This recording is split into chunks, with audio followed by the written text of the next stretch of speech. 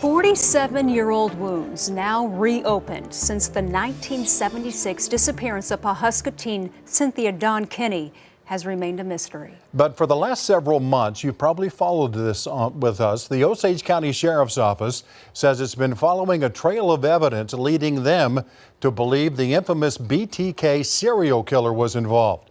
Now, we want to warn you the following report contains drawings, now possible evidence, that are graphic. News 4's Kaylee Olivas has been investigating for the past month. We've gone to Osage County several times to retrace what could have been Cynthia Kinney's last steps. From the laundromat she was allegedly snatched from to the state line she could have been taken across. Almost 50 years later, and her disappearance still hits close to home. Now, to reiterate, this report contains some disturbing images.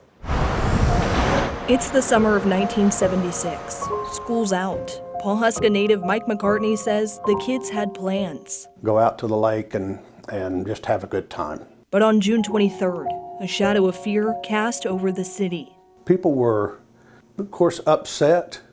They were scared, just not understanding exactly what happened.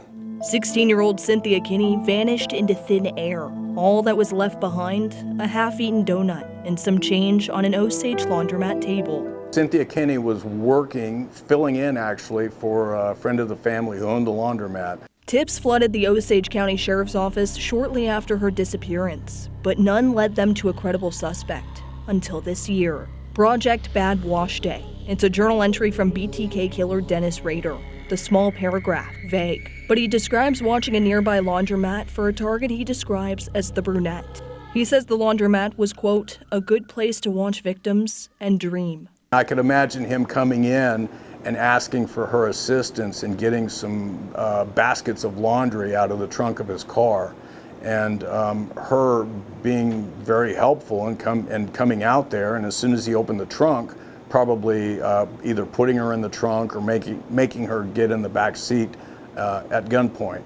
He was known to carry a firearm as well. The undersheriff believes she was voluntarily swayed from her seat here, then through the side door. From there, officials speculate BTK drove out of Pawhuska, crossing over the Kansas state line. Less than 3,000 people in this small city. So how could Pawhuska be on BTK's radar? A bank sits across the street. It was under construction when Cynthia disappeared. Law enforcement believes BTK, being a regional ADT alarm installer, was wiring security for that bank. He could have been here a number of weeks, stalking and prowling, so to speak. But law enforcement wasn't 100% certain BTK was their prime suspect yet. Osage County Sheriff Eddie Verdon says he needed answers, and so did Cynthia's family. Earlier this year, Sheriff Verdon interviewed BTK at the El Dorado Correctional Facility in Kansas, where he is currently serving 10 life terms for 10 horrific murders. He wouldn't confess to any other crimes during the interview. However, without being prompted, he allegedly dropped hints about Cynthia's case. He said, "Would you like to hear one of my favorite fantasies that I've always wanted to do?" I said, "Sure, why not?" And he said, "I always wanted to kidnap a girl from a laundromat."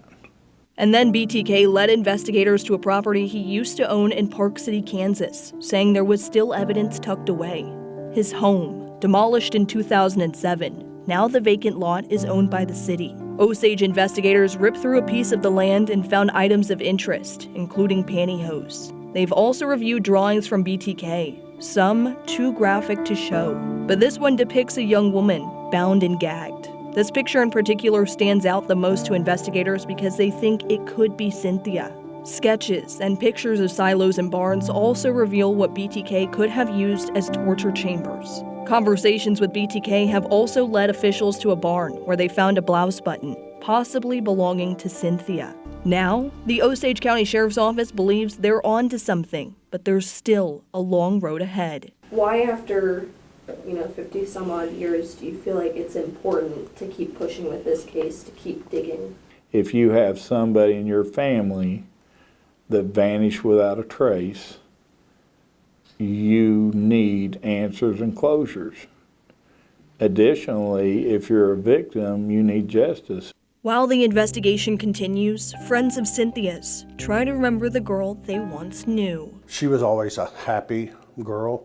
She was sweet. She's the girl that was going to be your best friend. McCartney is hoping there was an end to his friend's case somewhere on the horizon, but he feels like even then, a part of Pawhuska will always remain broken. If she were listening, is there anything that you would want to say to her or let her know? We think of her. She just has not ever been forgotten. That's for sure. We think of her often, and we think of her family often. The Osage County Sheriff's Office has established a national BTK task force to help assist in Cynthia's case. In addition to Cynthia, the sheriff believes there are several more victims. They're hopeful they're getting closer to solving those cases as well.